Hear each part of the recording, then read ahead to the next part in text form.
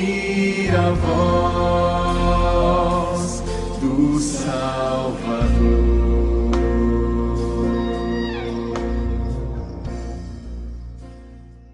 Vamos abrir a nossa Bíblia em Atos capítulo 13. Nós tivemos durante todo esse mês a apresentação dos nossos missionários, né? Aqueles missionários que a nossa igreja ajuda, a manter de alguma maneira financeiramente, de alguma maneira com apoio espiritual. Também tivemos nas manhãs a oportunidade de conhecer os missionários que frequentam aqui com a gente. A gente tem entre uns 15 missionários que frequentam aqui com a gente de agências diferentes. Então nós tivemos a oportunidade de conhecê-los mais de perto, para poder conviver com eles, mas nós temos muitos desafios para frente, e hoje eu quero convidar você a participar do desafio. Nós não existimos, irmãos, enquanto igreja, para outra coisa que não seja para pregar o Evangelho de Jesus. A igreja não existe para ser grande. Se ela for grande, é para poder servir na mesma proporção. Nós não existimos para sermos ricos. Se nós formos ricos, é para poder a gente servir na mesma proporção. Nós não existimos para ser felizes. Se a gente for feliz, é para poder estar em condição de servir na mesma proporção. Então, tudo que Deus nos dá e tudo que Deus faz na nossa vida é para que a gente possa colocar à disposição da pregação do reino de Deus a outros povos, a outras pessoas, a outras culturas. Então nós estamos aqui para isso, e hoje eu quero, em nome de Jesus, desafiar o teu coração a participar mais, na medida do possível, desses projetos, tá? Atos capítulo 13, versículos 1, 2 e 3. Atos capítulo 13, versículos 1, 2 e 3.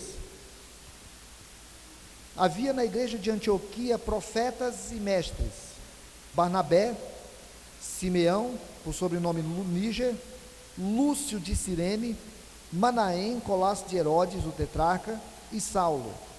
E, servindo eles ao Senhor e jejuando, disse o Espírito Santo: separai-me agora Barnabé e Saulo para a obra que os tenho chamado. Então, jejuando e orando e impondo sobre eles as mãos, os despediram. Há alguns anos nós tivemos, eu já contei essa história um monte de vezes aqui, mas é porque ela fala muito ao meu coração, então eu quero partilhá-la, porque ela fala muito comigo. Nós tivemos a oportunidade de estar numa aldeia chamada dos índios Sanumás, lá em Roraima, na divisa com a Venezuela. E eu sou muito empolgado com a vida do Mimica, missionário que tem lá, e nós o conhecemos há muitos anos, e temos a oportunidade de participar do ministério dele de várias formas há uns bons anos. Então estivemos lá para conhecer o trabalho deles, e eu estava muito feliz, muito empolgado, porque tem toda uma nação indígena marcada pela presença do Evangelho, por aquele baianinho desse tamanho, muito engraçado, em alguns instantes fora da caixinha, absolutamente estranho em alguns momentos. O Mimica é uma antítese daquilo que se espera ver quando olha para alguém assim e fala assim: esse aqui é o missionário, né? É engraçado porque quando o Mimica chega a algumas situações que ele precisa ser sério, e aí ele fica bem sério, mas a gente sabe que o Mimica é um risão, é um brincalhão.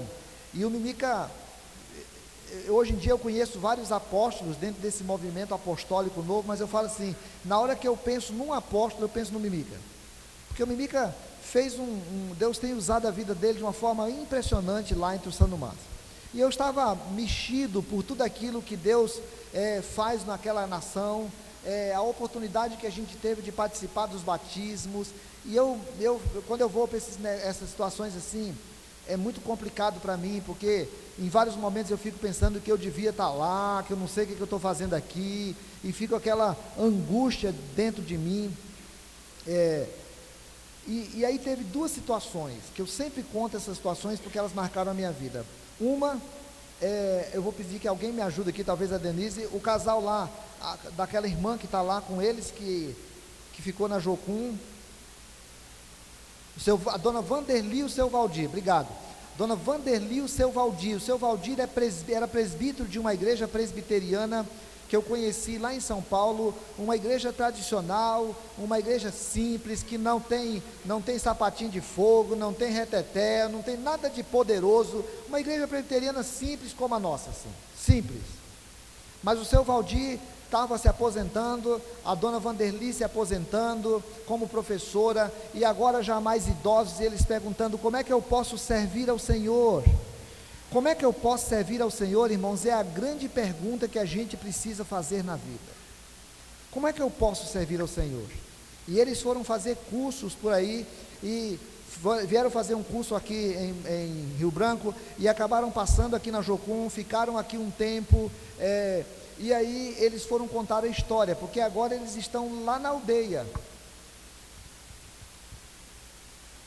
Viagem cara de avião até Boa Vista, viagem cara de avião para poder chegar lá na aldeia, Asas do Socorro, né, que faz o transporte lá, e a gente teve a oportunidade de fazer o voo também.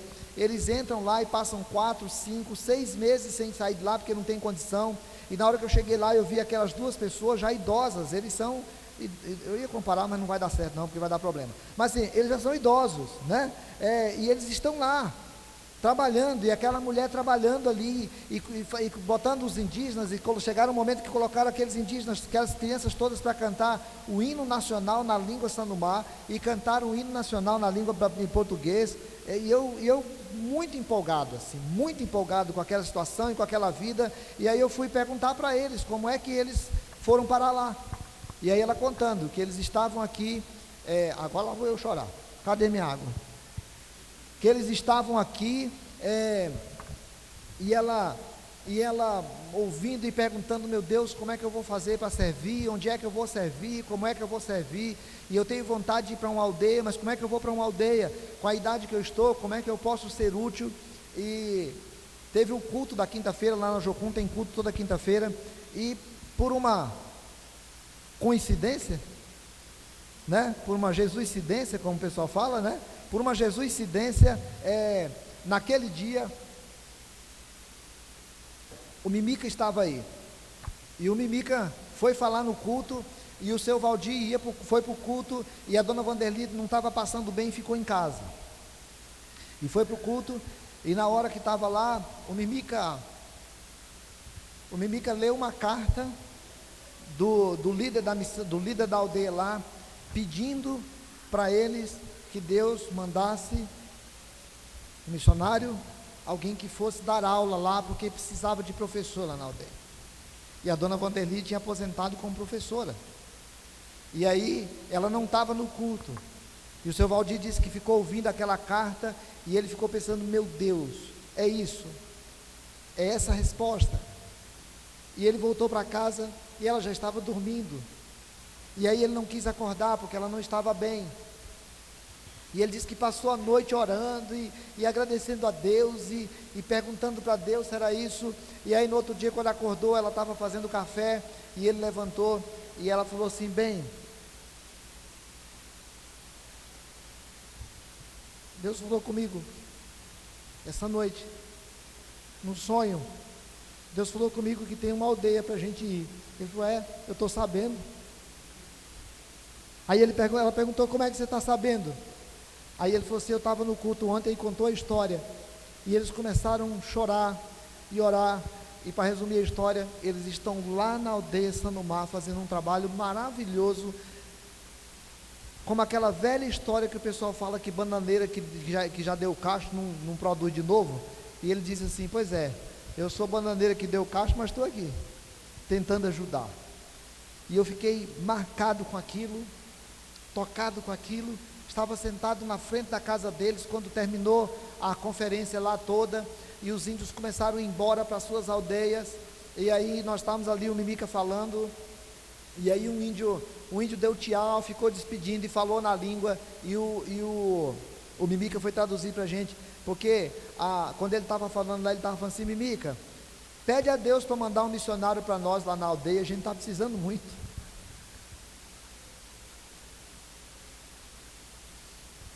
Sabe, irmãos,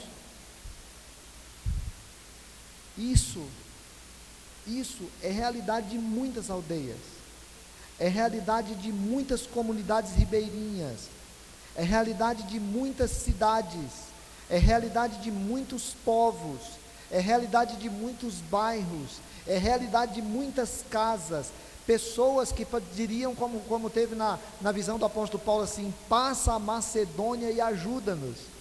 Tem muita gente clamando, precisando de missionários, muita gente.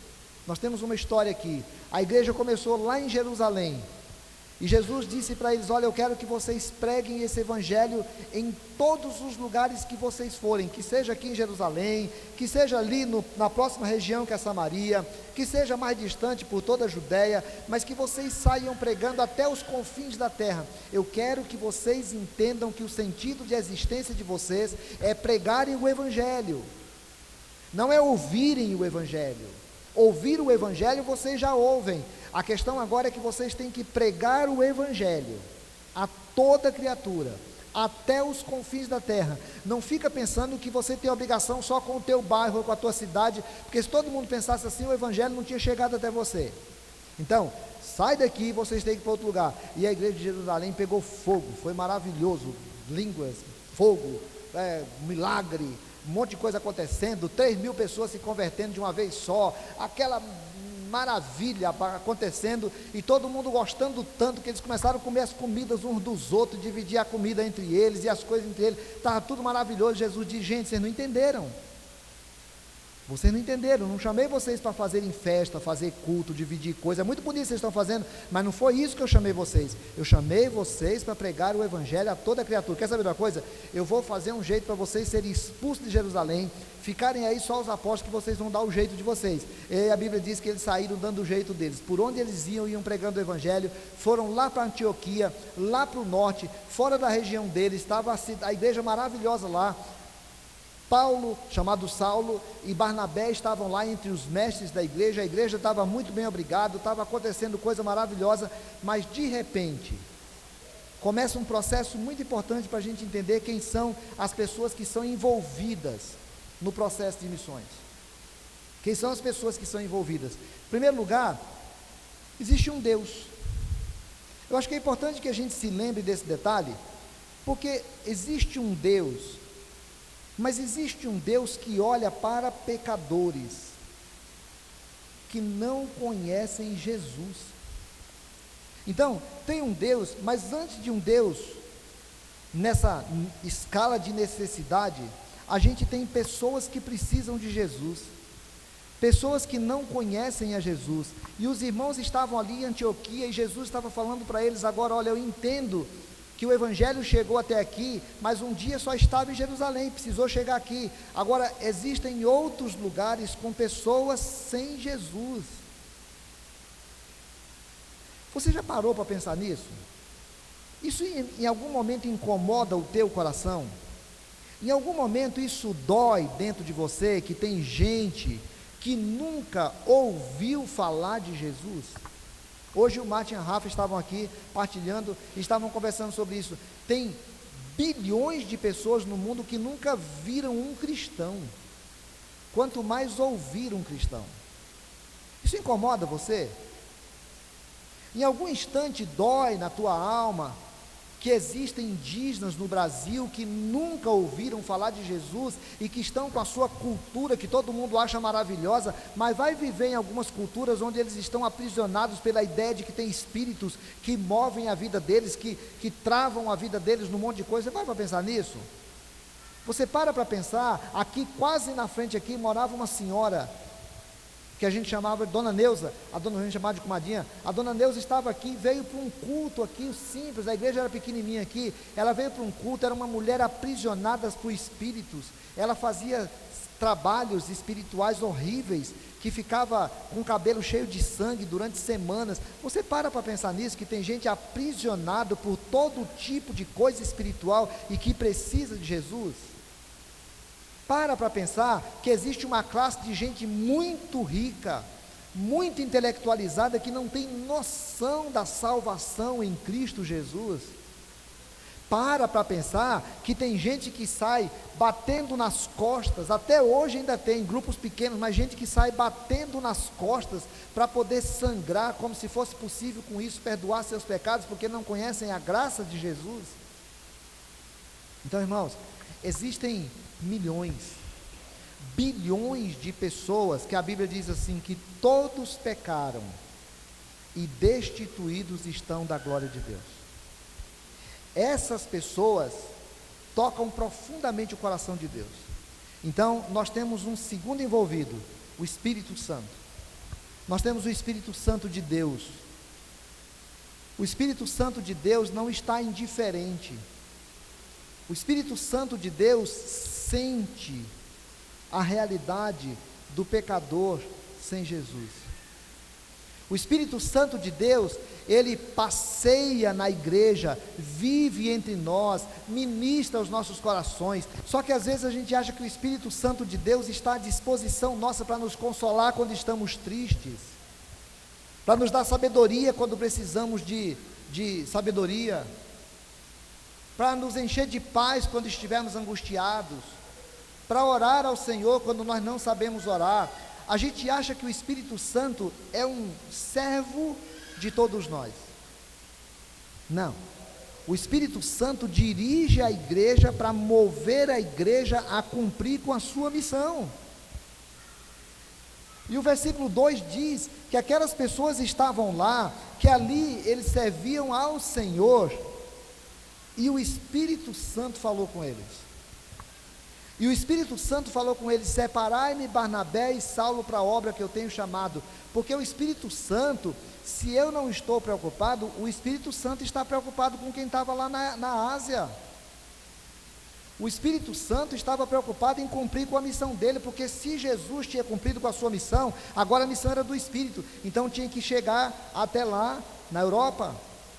Tinha que chegar depois até aqui na América do Sul, na África. Se o Espírito Santo deixasse os irmãozinhos ali, consolando das tristezas deles, das doencinhas deles, dos medos deles, das coisinhas deles, se o Espírito Santo ficar a serviço para resolver o nosso problema, nós temos um problema demais para isso. Mas o Espírito Santo tem o envolvimento com as pessoas que estão necessitando lá fora. E em terceiro lugar, o Espírito Santo tem a igreja. A igreja.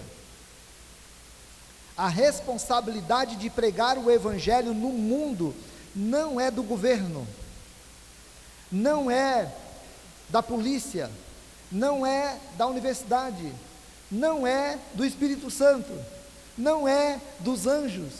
A responsabilidade de pregar o Evangelho por todo o mundo é minha, é tua.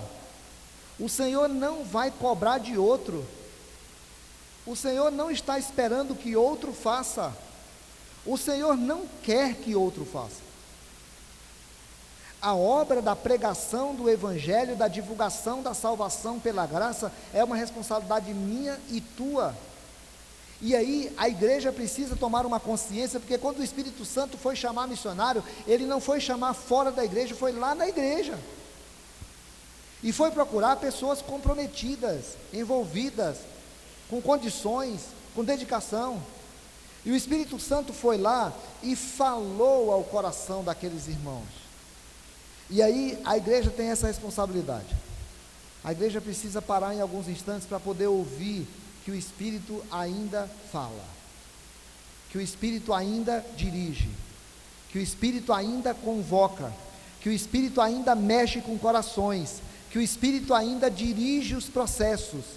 Eu preciso compreender que eu sou servo do Espírito. Você precisa compreender que você é servo do Espírito. E o Espírito estava ali falando, e o Espírito estava chamando na igreja. Portanto, a igreja precisa entender, irmãos, nós precisamos compreender isso. O Espírito Santo está falando ainda hoje. Por isso que alguns irmãozinhos, irmãzinhas, na hora que o Martin e a Rafa estavam falando aqui, irmãozinho fica coçando, angustiados, porque o Espírito Santo fala, porque o Espírito Santo incomoda, porque o Espírito Santo chama. E aí o conselho da igreja precisa entender que nosso orçamento, missões, tem que ocupar um lugar especial no nosso orçamento. Que se nós precisarmos deixar de construir a piscina que a gente sonha construir, ou o barracão que a gente sonha construir, ou o templo que a gente sonha aumentar, se for por causa de missões, nós vamos fazê-lo. Porque o Espírito nos chamou para pregar o Evangelho e não para construir piscina. Tem que estar claro na nossa mente. Isso tem que fazer parte da nossa vida, da nossa oração, da nossa dor, porque aquilo que toca profundamente o coração de Deus tem que tocar profundamente o coração da igreja, e o que toca profundamente o coração da igreja nem sempre é o que toca profundamente o coração de Deus. Então, parar para pensar que existem pecadores, pessoas que não conhecem a Jesus, pessoas que não têm noção da graça. Hoje a Rafa falou uma coisa aqui que me marcou, que às vezes a gente pensa que os muçulmanos estão fechados ao Evangelho, radicados, e estava falando assim, tem muito muçulmano que tem muita necessidade, curiosidade, às vezes não tem consciência, nem sabe, e cabe à igreja se dispor na mão do Espírito. É assim que funciona. Então tem pecadores, a gente precisa lembrar, existem muita gente precisando, existe o Espírito Santo chamando, mas o Espírito Santo chama crente, igreja, e a igreja precisa se dispor. Agora, irmãos, pode ter pecador, pode ter Espírito Santo, mas se a igreja não compreender o seu papel, nós não vamos caminhar. Nós fizemos uma proposta aqui em 2017, agosto de 2017 a agosto de 2018. Qual era a proposta? Irmão, propõe no teu coração que durante um ano eu quero dar para missões tanto. Aí o irmão vai lá e propôs, escreveu no papelzinho lá, eu quero dar R$500 nesse ano. Eu vou dar 50 por mês, eu vou dar, outro fala, não, vou dar 1.000, outro fala não sei o quê, cada um fez uma proposta. Qual era a nossa proposta? Pegar esse dinheiro, juntar o dinheiro durante o ano e montar um projeto de usar esse dinheiro de 2017 a 2018. 2018 a 2019. Não, era o contrário. É 2017 a 2018. Só que aí, quando chegou em 2018, nós tivemos um problema. Nós descobrimos que alguns irmãos passaram a não entregar dízimo. Eles davam a oferta e limpavam a consciência. Entendeu? Não, irmãos, dízimo é uma obrigação que a gente tem. Ninguém vai ficar discutindo isso aqui, porque esse negócio tão óbvio, que dízimo é uma obrigação que a gente tem. Se a gente entrega, se não quiser entregar a oferta, não entrega, porque a igreja cumpre com o seu papel. Agora sim, eu quero além do meu dízimo, eu quero dar oferta para missões. Então eu vou dar R$60. Nesse ano todinho eu vou me comprometer com R$60. O cabo também vai estar numa pindaíba medonha, né? Para ele dar R$60 no ano inteiro, mas é melhor pingar do que secar, né? Mas ele vai dar R$60, ele vai dar R$5 por mês. Ele vai escrever no papelzinho lá que ele vai dar R$5 por mês. E aí, a igreja vai poder fazer compromissos com missionários, porque a gente quer ajudar esses missionários. Esse dinheiro não vai ficar aqui, não é para ser usado aqui em nada, é para poder ajudar missionários de alguma maneira. A gente participa financeiramente da vida desses missionários. A gente quer ajudar o missionário que ficou doente, passou por um problema lá em tal lugar e não tem o dinheiro. A gente quer ter um dinheiro para poder usar para isso. Então, a gente quer que a igreja entenda que nós precisamos participar das vidas deles. E uma forma efetiva é dinheiro. Uma forma efetiva é dinheiro. Nós queremos participar. Os jovens, se vocês tirarem 10% da Coca-Cola e do lanche que engorda vocês durante o ano, vai ajudar a beça para poder entregar para missões.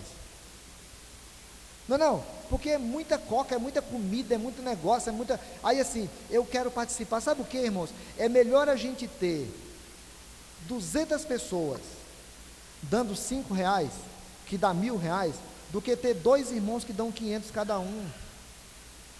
Porque o meu coração tem que estar envolvido com essa história, porque o instrumento do Espírito Santo é na igreja, é a igreja. Então vai estar o papelzinho aí, se você quiser participar de alguma maneira, você coloca, depois vai aqui, vai ter uma música aqui, você chega e coloca aqui no gasofilácio, que aí o pessoal do Ministério de Missões vai cuidar. Mas o que eu estou chamando a atenção de você, é para dizer assim, olha, se o Espírito Santo estiver falando hoje, ele fala com quem? Primeiro, ele fala com quem já está na obra. Aqui tem vários missionários, e o Espírito Santo fica falando ao coração deles, olha, eu chamei vocês, mas o Espírito Santo fica falando conosco, os outros irmãos, as outras irmãs, para poder dizer, olha, eu estou falando com vocês, vocês entendem que eu estou falando isso para vocês? Vocês entendem que eu trouxe vocês para cá hoje, ou para essa igreja, porque eu estou querendo falar isso para vocês? Agora, irmãos, o Espírito Santo fala com algumas pessoas para dizer, e tu, que eu estou chamando? Tu está lembrando isso? Porque aí tem a quarta coisa, os missionários que obedecem. Os missionários que obedecem ao comissionamento do Espírito. O Espírito comissiona pessoas, o Espírito chama pessoas. Então pode ser que o Espírito Santo não chamou o Ambrósio para ser missionário lá em tal lugar, pode ser que não, não sei, mas pode ser que não. Só que algumas pessoas o Espírito Santo chamou pelo nome e disse, fulano, você sabe que eu estou falando com você, você sabe que eu estou falando com você. Alguns ele chamou já mais velho, a dona Vanderli, o seu Valdir, Deus chamou mais velho, há uns 2 anos, mais ou menos, eu estava lá em casa, o Cavalcante me chamou para conversar. Quando o crente pede para conversar com o pastor, a gente já pensa, ai Jesus Cristo, mais um, querendo se separar, com câncer, com depressão, angustiado com alguma coisa, com alguma reclamação da igreja, com alguma reclamação de mim.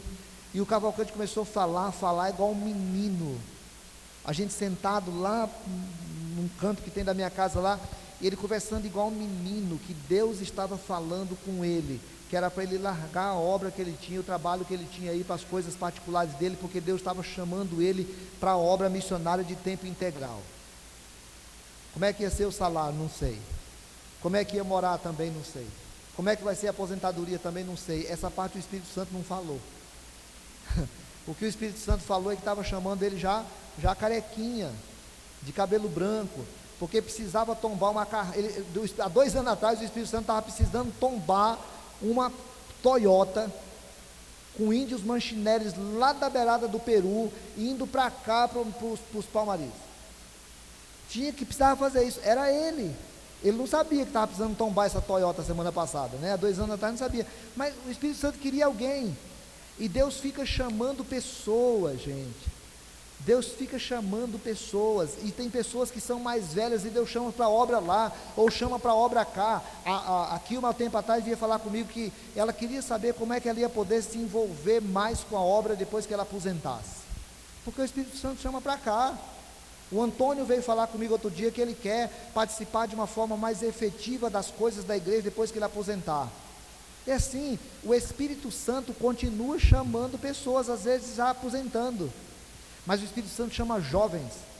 A gente viu a semana passada, esses dias atrás aqui, o testemunho da Dionara. Dionara se converteu jovem, com a família toda estrupiada, pai morreu, mãe morreu, criado aos emboléus lá com os irmãos, com problema, com não sei o que, ela com as lutas dela de juventude, se converteu jovem, e depois de jovem foi chamada para o campo missionário, está há anos no campo missionário, e agora é a diretora da Gravações Brasil aqui em Porto Velho. Chamou jovem. Outros, Deus chama adolescente,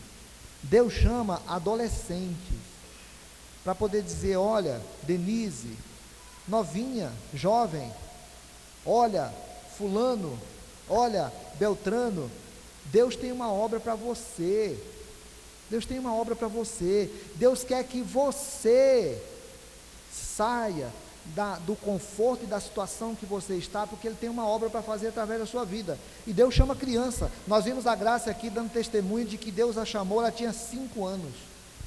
Eu me lembro de com 7 anos eu assumindo um compromisso lá assim, de que eu ia ser pastor, com 7 anos, porque eu estava num culto lá participando e estava ouvindo aquilo, e eu estava entendendo que Deus estava falando comigo. A pergunta, portanto, é assim, irmãos, existem pecadores?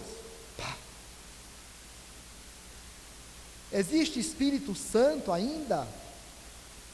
Ele fala? Existe igreja? Porque o Espírito Santo fala com a igreja, fala com o crente.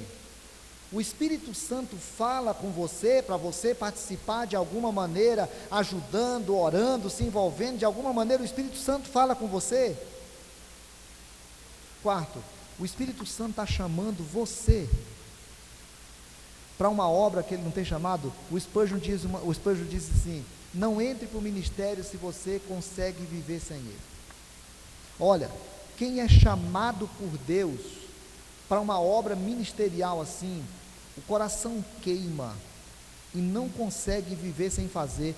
Quem resolve desobedecer passa o resto da vida numa pindaíba emocional e espiritual medonha, numa luta interna, numa angústia interna. Então, para que eu vou viver a angústia de estar em Tarsis, se eu posso viver a alegria de estar em Nínive? Para que eu vou viver a angústia de resolver desobedecer, se eu posso resolver obedecer? Para quê? A melhor coisa que a gente faz, irmãos, é entender o grande projeto de Deus para o mundo: salvação de todo aquele que crê, através da igreja.